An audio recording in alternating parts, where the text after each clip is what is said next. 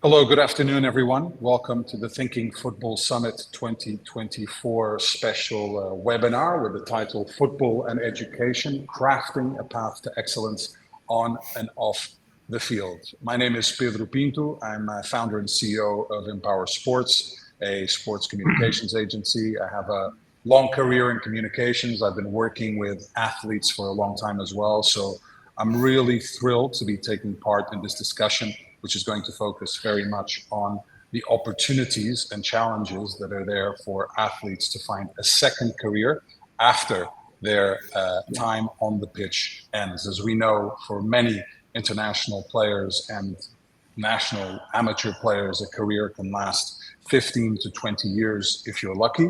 And it's incredibly important to prepare a second path to another career, to have an opportunity to excel at other activities as well. So we're going to be speaking with 4 experts in this field that can give us concrete examples of programs that they're working on and how they're assisting these athletes in trying to find other ways to be successful and responsible in their careers, utilizing all the knowledge, all the insight, all the expertise that they have from a performance standpoint and finding a transition from the pitch to the office. So with no further ado, I'm going to introduce our 4 guests who are here. I'll start with Joël Pinzon, who is from UEFA. He's responsible for overseeing the executive education programs, especially the executive master in global sport governance and also the executive master for international players. He's actually here in Portugal on an MIP course at the moment. So Joël, great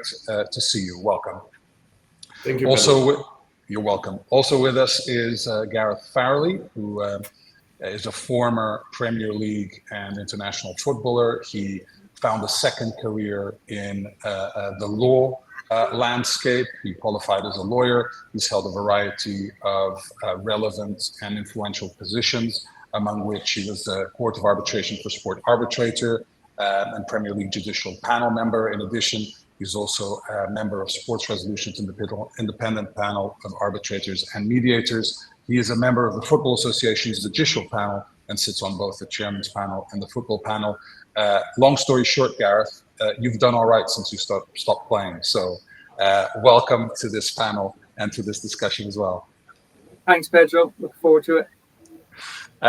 Next, we have Lukas Dorda, who is a business and sports professional with over a decade's experience in sports business, mainly in marketing, sponsorship, and fan engagement. He's currently working as the director of online programs at the Johan Cruyff Institute in Barcelona, and he'll explain a little bit more about the courses and opportunities that this institution also offers. We'll get into that in a moment. So welcome, Lukas, as well. Thank you, Pedro, and hello, everyone. Last but not least, we've got Gareth Jennings, who is joining us from the Middle East. He's currently the technical director of the UAE Pro League. He's also a senior academic advisor at Focus Sports Education, which we'll get into very shortly. His resume also includes time spent as in the advisory board of the Football Association of Wales and FIFA as well. Now, gentlemen, I could go into more details regarding your respective roles and responsibilities, but I'd rather you do that because this is far from a monologue. I want this to be an entertaining discussion and with participation from everyone. So I think an opening question to kind of get the ball rolling here would be for each of you, and each of you will be the 3, Joël, Lukas, and Gareth from Focus, to talk about the opportunities that your respective organizations are offering athletes in the academic sphere. So maybe we can start with Lukas from the Johan Cruyff Institute. Okay, thank you. It's always good to go first. Basically, if we are looking at our portfolio, what we try to do, it's basically follow our mission and also the legacy of a great man, Johan himself, because he always wanted to deliver and to create something for an athlete and especially football players to have, on one hand, dual careers, but also on the other hand, to have the possibility to basically thinking about the day after. So in our case, what we try to do at the moment, we have different online, blended, and on-campus programs that are focusing on football business purely. So it goes from very fundamental programs, basic programs for anyone that basically haven't studied ever in his or her life, through some postgraduates, through some online masters applied in football business, and also we have a specific on-campus program in football business in partnership with FC Barcelona. Okay, great, and we'll get into those in just a moment. Joël, tell us about what UEFA is doing in its academy, which is the area of the organization dedicated to education, with a specific focus maybe on the MIP. Yeah, sure. So yeah, basically now for many years, UEFA developed some academic programs, both by itself, but also in relation with universities across Europe, to train the administrators, the managers of our main stakeholders. I mean, primarily the National Association, but also clubs, representative, leagues representative, and so on. And back in 2015, we started with the UEFA Executive Master for International Players, with this idea that we need also to offer a pass for former players to remain in the game, not only on technical side, because we know that, I mean, not all players want to be a coach or really on the side of the pitch, but also offer the opportunity to develop skills to be in a decision-making position in the future. So that was done back in 2015. Fast forward, and now basically we are running the 5th edition already of this Executive Master. And in the meantime, with the number of requests we receive every season from players, both active and retired, who wants to basically start an education, we also started to launch other programs, some also fully online, because it's true that especially for players in career, you need to have this flexibility to do it from wherever you are and at different time, also according to the schedule of the trainings and so on. And some in blended learning, also realizing that you still need some networking opportunities. So I think from one initial program that was the MIP, now we have around, let's say, 6 programs that are either only designed for players or designed in a way that we can also integrate both active and former players in the trainings. Thanks, Joël. Gareth Jennings, tell us about focus and what it also aims to accomplish in this landscape, please. Thank you, Pedro. Yeah, so I think at Focus, we really recognize that there's a demand from players in the game now in terms of pathways into other areas within the game or pathways outside of the game. And we offer 2 really sort of core programs. One is the Mini MBA in football, which is a real core focus around leadership, and then also the Focus MBA in football management. Now, we've tried to make the program as flexible as possible. So there's blended learning programs, so you're able to complete the program online, but we do also offer on-site opportunities as well. So recently, our most recent cohort have just spent some time in London with the Premier League, and we also had Dougie Friedman from Crystal Palace come and speak to the group, and also Les Reed, former England technical director. So what we're trying to do is actually recognise not just the why, but the how, in terms of taking some of those skills and knowledge that you absorb from the learning. How do you go and then implement them in the game to become really efficient in your role? So when we bring in cohorts, when we look at the cohort and what's the mix and the blend of the people within that group, because essentially they're not just learning from the tutor, they're actually learning from each other as well, and actually want to really broaden their networks. But the experts that come in and deliver, what we want them to do is not just be experts in pedagogy, so being able to transfer that knowledge, but can really show what happens in the real world. So yes, we'll give them some academic knowledge and some underpinning knowledge around the academic aspects of the program, but it's very much around what we do in the reality of the game. So very much a focus on that how. Like I said, we have a number of different programs, but we really focus on that flexible pathways to make sure there's access for all. Fortunately, there is an increase in the number of courses and programs that are available specifically to athletes to help with a possible transition into other areas of the football industry. Liga Portugal itself also has the business school, which has been operating here in Portugal to aid professionals in that realm. But Gareth, calling upon your experience as an elite footballer, how aware do you think the generality of professionals playing today is of the need to get educated and the need to give themselves options for when they hang up their boots? Would you say there's a general awareness that this needs to happen, or there's still a big majority of professionals who are either in denial or just not aware that perhaps they should be looking at these options? I think it's probably a combination of the two, Pedro. I think it's a really, really good question. I think every person's case is different. It's really interesting, even listening to the guys give the introduction, because whilst I've had the benefit of being in the UEFA Academy myself and taking part in the MIP program, it's always brilliant to hear about other courses, other programs. I think there's lots of different elements to this, sat here as an ex-player, because the psychology is slightly different. You know, you understand this, Pedro. We've spoken about it for years, as does everybody. But the point being is that some of the skills that help you be incredibly successful in football can also be destructive when their football career is finished, because in most cases, you don't really want to think about the inevitable, which is that retirement comes. And that is indiscriminate, because irrespective of the amount of money you have in the bank, you still face a situation from a purpose point of view where on a Sunday, we're coming to the end of another season. I'm sure there'll be a certain group of players facing that, whereas on the Sunday, you're being clapped off to adulation. And the reality on the Monday is you're not going to be a footballer anymore. So that can be incredibly daunting for everybody. I think what's changed, and again, even just listening to the introductions, is the fact that there are more, opportunities out there. And that can be, we're talking about education.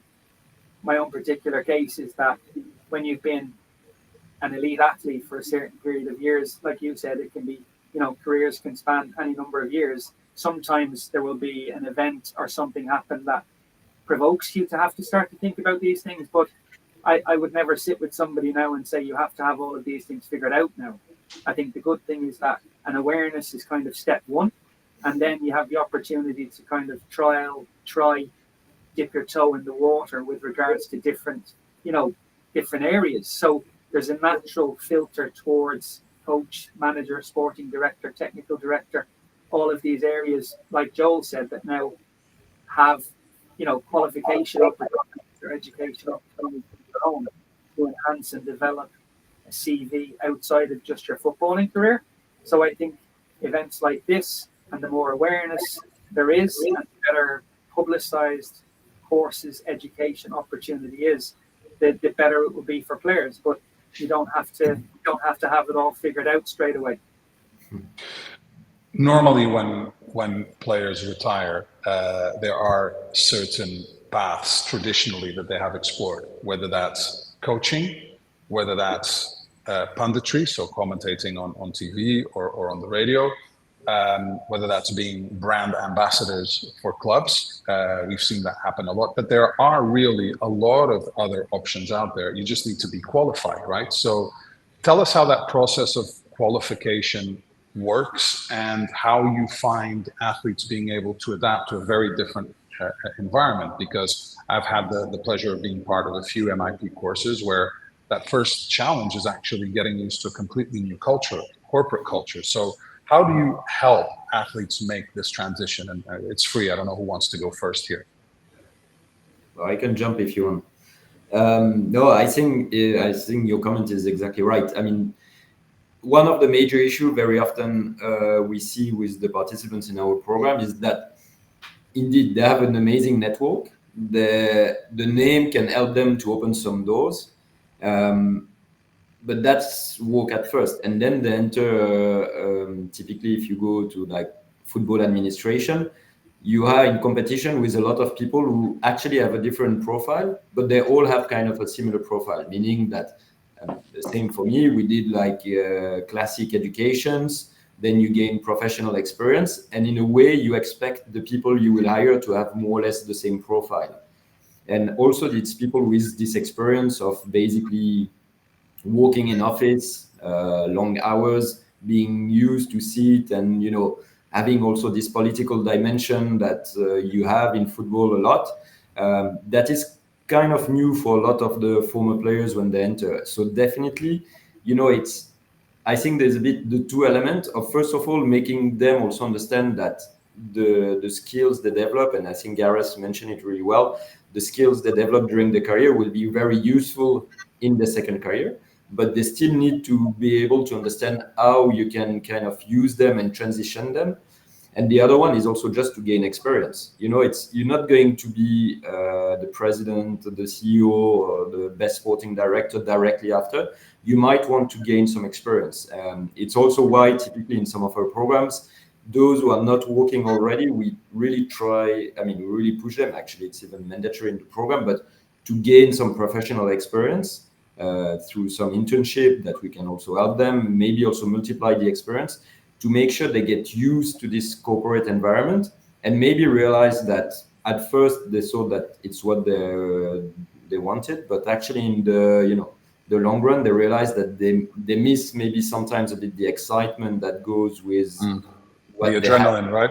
Adrenaline they had during the career. So I think by gaining experience, it's also a good way to realize what you like and maybe what you don't like, and helping you also to guide you in the direction. Because as you mentioned before, Pedro, it's very often the idea is that as a former player, you can be a coach, you can be a TV pundit, you can be basically a brand ambassador. But actually, if you look at the different jobs you have in football, there are many opportunities. So it's also about gaining, knowledge about all opportunities you have. Gareth, Jennings, and Lucas, I wanted you to also explain a little bit how you've seen the transition and how you help athletes with this when they start doing your courses.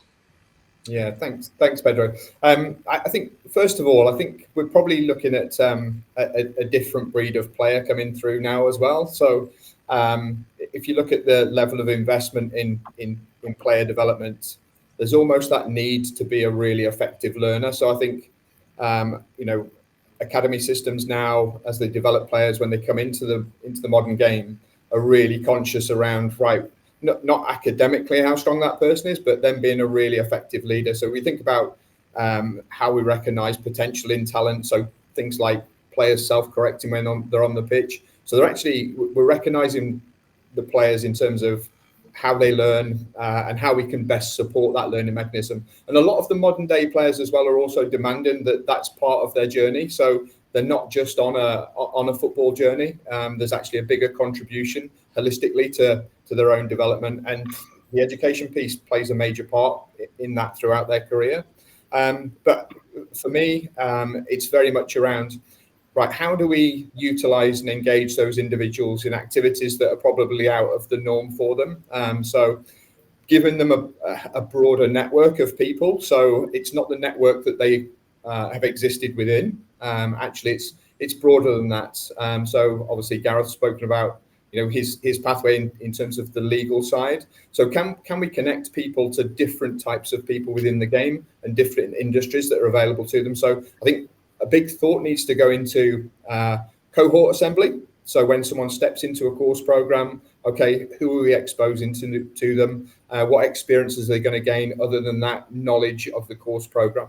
And then just having some flexibility and understanding around those people. The demands of being an elite athlete are huge, and they're normally being balanced out with not just being an elite athlete, actually having a family life, but then also having to prepare for a career outside or after the game. So having that flexibility with the course programs and the understanding that some people may not be on live seminars, they may want to access recorded seminars, but also having that flexibility to access people or the tutors to be able to support with some of that knowledge as well. So I think the flexibility is really, really important. And I say that I think the cohort piece is really, really important for us. One, just to give them that sort of diversity of knowledge that will be available to them, and the diversity of network as well. Lucas?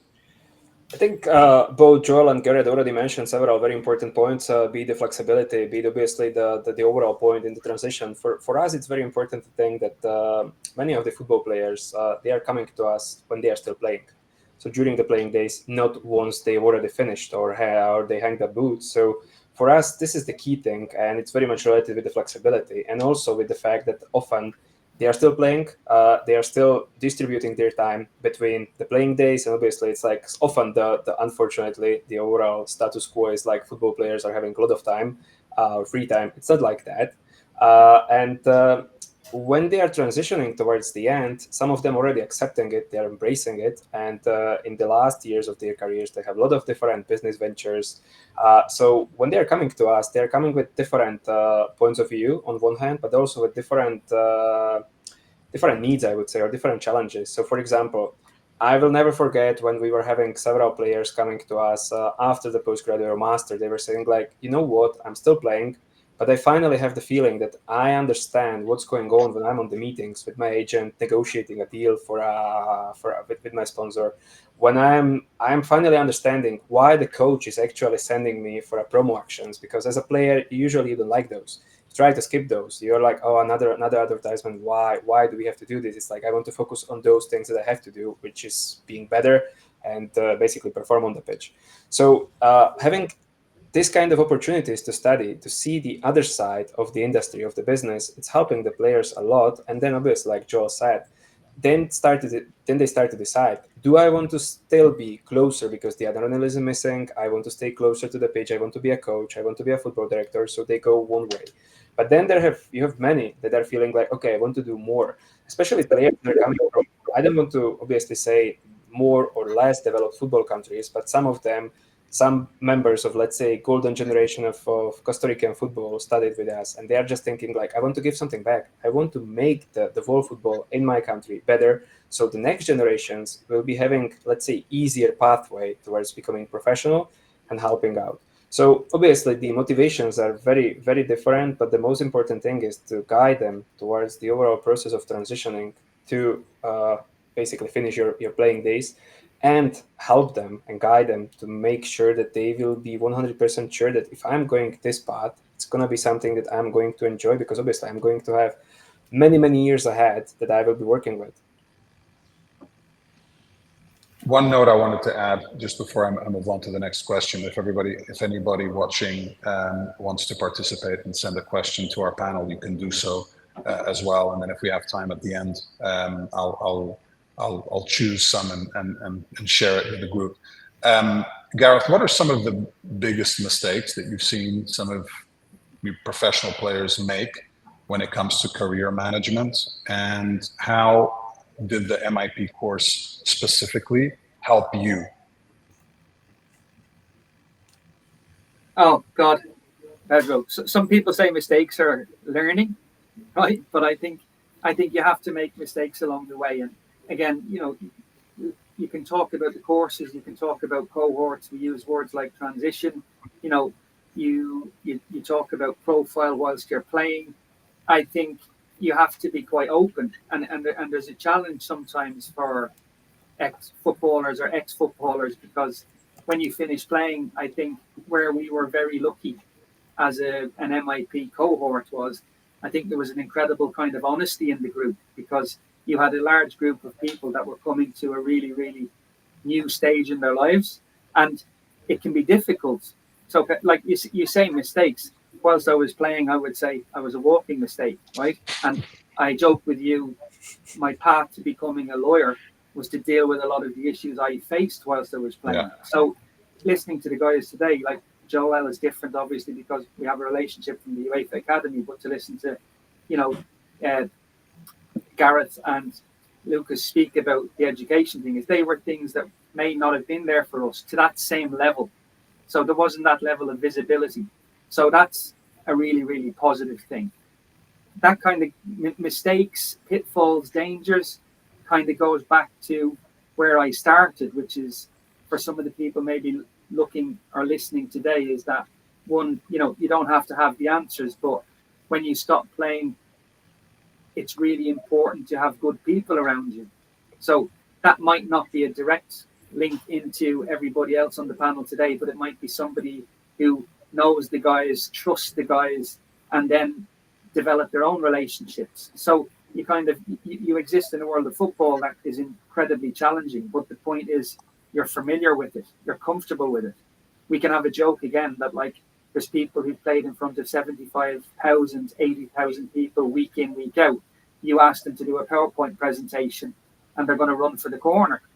And I would have been no different, but in studying and returning to studying and starting to, people talk about another term, lifelong learning and education, and what it brings you is that you don't lose those competitive, elements. You don't lose that drive, but it's very, very purpose driven. So mistakes, you continue to make them when you retire. But the point is that once they lead you onto something or potentially open up a different avenue, a door, a network, there's still opportunity there. And just as a last point, like Pedro, your reputation as a player, football is incredibly hierarchical. You know what I mean? You deal with people every day. You can have won, World Cups, European Cups, but then different people in different countries have different careers. But the point is how you can use that. Your reputation and your career gets you in the door, a bit like Joel said, but then you have to have the skills to be able to stay there. So I think there's also, when we talk about honesty, it's equally applicable to the education, is that education is the start of the journey, but then there's a continuous progression around that, because sometimes because you've been at the top, you think I've done a course or I'm ready to go in at that elite level again. And it doesn't really work like that. So the corporate world is different. You have to earn your stripes. You have to build up your experience. So there will always be those unicorns that finish football on Sunday and go into a CEO role on Monday. But then the next question for them is, have I got the necessary skill set to be able to stay here? So Pedro, everybody on the call, like we're never not challenged. You're never not challenged professionally whilst you're playing football, but then those challenges are the same, but slightly different in a different world that you don't necessarily have experience or exposure to. And that comes back to the better prepared you are, the better educated, the better informed you are, the more equipped you'll be to deal with that.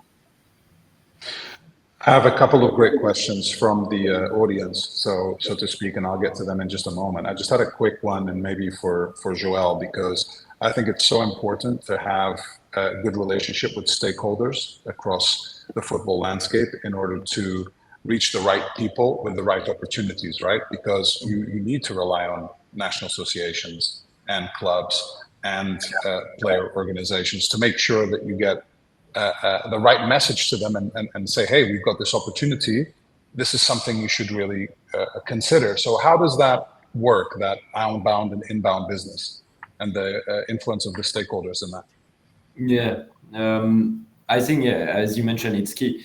I mean, you see today we are at a league here in Portugal. I think for us, it's also, the realization is that both you have a lot of different jobs in the football industry, but you also have a lot of different type of organization that might offer you opportunities. And very often, and that's true for football players, but it's also true actually for a lot of people who are studying sports management and so on. Sometimes you don't really realize the diversity of organization that you have. So I think, as it was mentioned before, you need to create this relation with the different stakeholders. You need to make sure they are involved and they can also have a voice in the education journey of the people, but then the people who are doing it have the opportunity to meet them and create this specific link, because they might bring different perspectives, but they might also bring different opportunities for the participants.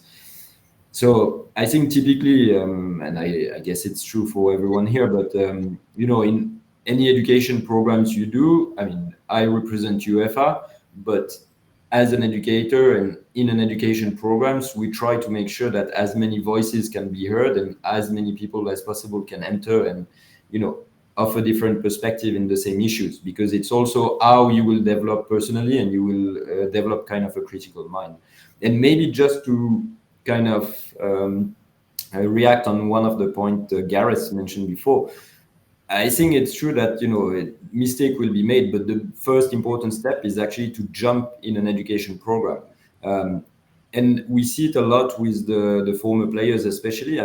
you finish your career, you are at the top of what you can perform, and then you kind of have the mindset to go out of your comfort zone and start a new education journey.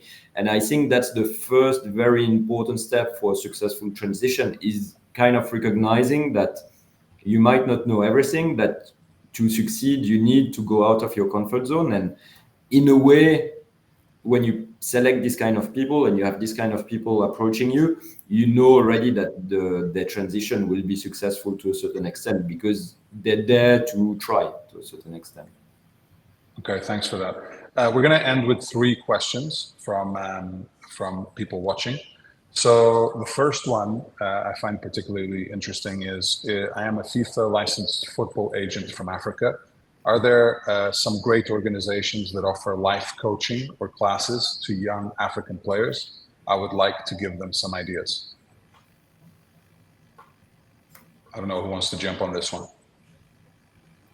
Yeah, I'm quite happy to come in. I wouldn't say it's specific to cohorts or individuals from Africa, but what I think is really important now is accessing academic routes that offer really good support mechanisms for the individual.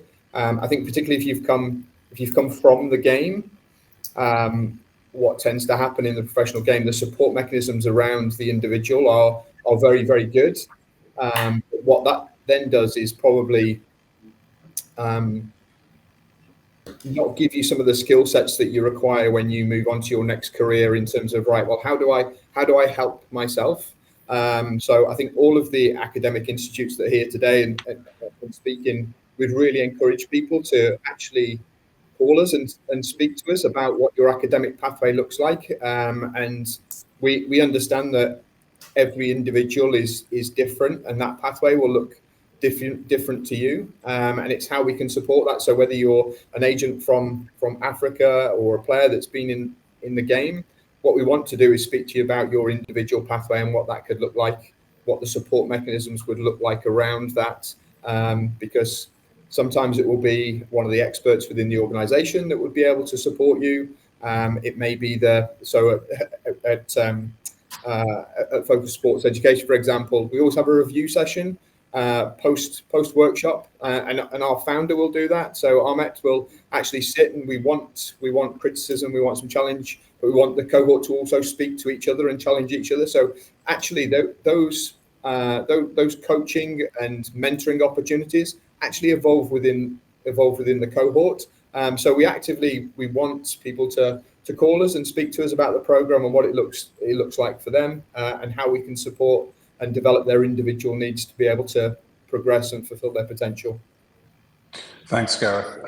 Next question. There are not only manager business roles, but roles like analysts, scouts, etc. in a club or federation, of course. How do you try to prepare professionals to take one of these roles, and how much potential do you see in this? Yeah, I can jump. We started, actually, as I mentioned before, back in 2015, we started only with the MIP, which is really based on management and basically preparing people to be more in a decision-making position. But indeed, you have a lot of different roles. So over the years now, we develop a lot of different trainings, also for scouts, for agents, and so on, that are not only dedicated to former players, but also for people who are already working in the industry. And I think when you look now at the level of professionalization, most of the clubs especially, but the federation also are going through, definitely the potential is huge. And I think before, when we were speaking about the multiplication of job opportunities and different jobs you have in the organization, that's definitely one of the big center of interest. So especially as a former players, coming with the technical knowledge you have of the game, you start with a huge advantage, of course. But then once again, I think, it's something about knowing it from the pitch. It's also something else, knowing the different tools you have at your disposal, the way to report about it. So I think it's where, there's learning by doing, but there's also some knowledge you can gain from these different trainings, but definitely huge potential there. Yeah, no doubt about that. If I may add to this something, if you don't mind. Please. I think it's also very important to understand that obviously there are so many different roles, and I fully agree with Joe what he said. Obviously, from our scope, our main scope is the business education. However, what is very interesting to see is people who are coming with a certain amount or certain level of I don't know, being scouts, being analysts, but they want to grow within the organization. So it's not just be one of the scouts, one of the analysts. They just want to be the head of the departments. So for them, it's still very interesting to come to get some business education as well, learn how to lead people, learn how to be a better leader, learn how to create a high-performing team. And that's something it's also very important. So I think and I fully agree with Joel, the professionalization of sport is and football is getting much better. And it's also very important to not just be a close-minded in a way that, oh, I'm just a scout, I'm just an analyst. You should be always thinking about the big picture and try to grow. And as you're growing, there are obviously different opportunities how you could improve yourself as a professional. Thanks for adding that, Lucas. Final question. Most former players won't earn anywhere near the salaries they were getting as a footballer. Do clubs provide players with sufficient financial education, encouraging them to invest their earnings so they can live a comfortable lifestyle after retirement? I can start with this one, Pedro, if that's okay, considering majority of my day job is dealing with, let me say, bad practice and bad actors in the football industry. So I deal with a lot of bad agents, a lot of bad financial advisors. I think this is a fascinating topic on its own, possibly for another webinar, standalone webinar. But in bringing it back to the title, I think all of these things are still relevant. So clubs, do they do enough to prepare people financially?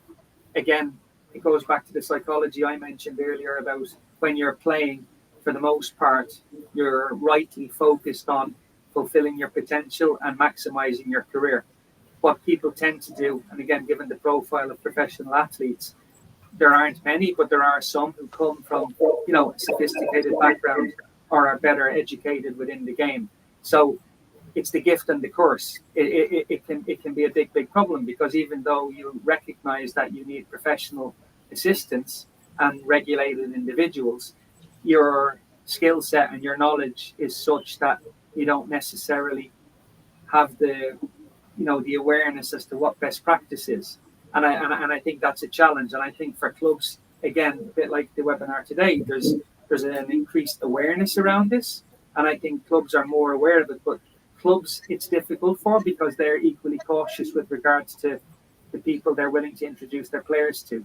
So I think it's anything but straightforward. But the psychology, again, Pedro, is that you can retire with a huge amount of money in the bank, but you're still going to face a lot of the same issues that people with less money face. Money gives you freedom and gives you time, and there's not those immediate pressures. And that's why there's no one size fits all. You can play at a top level for a long period of time, but there's players who play not necessarily at the top level who won't make enough money from their football career.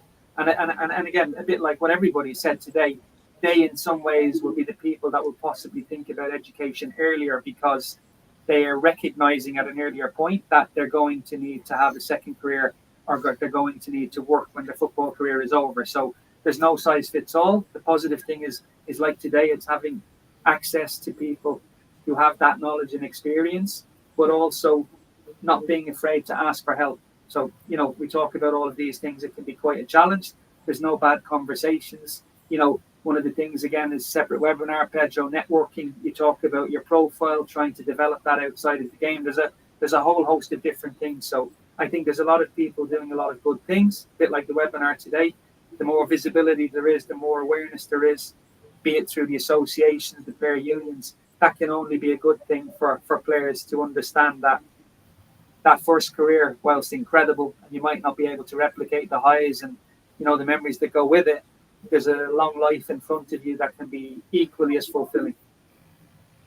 Well, Gareth, Lucas, and Joel, I wanted to thank you for sharing your insights, your expertise on this subject that is so important for the football industry. I think it's fair to say that it's quite a good appetizer ahead of the event that takes place here in Portugal, the Thinking Football Summit from the 12th to the 14th of September.